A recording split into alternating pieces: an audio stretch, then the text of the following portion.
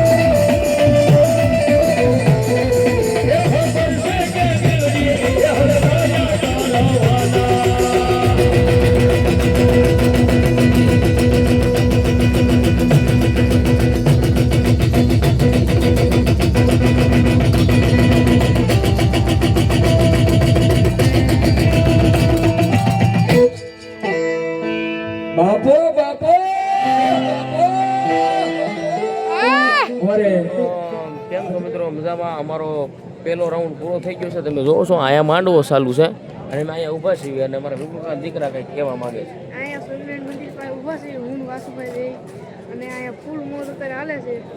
વાસુભાઈનો વ્લોગને છે ને લાઈક કરજો, શેર અને કરજો, પાછું સ્વામિનારાયણ ભગવાનના પાસે પગે લાગી લેજો. પેલો રાઉન્ડ તમે જોવો છો પૂરો થઈ ગયો છે ને આ એક્ઝેક્ટ આ તમે મંદિર લઈ જાઓ. સ્વામિનારાયણના મંદિર પાસે જો ગરડા મારા મામાના ગામમાં ઊભા છે. આ મંદિર છે અને પછી આ માંડવો છે. હાલો હાલો હાલો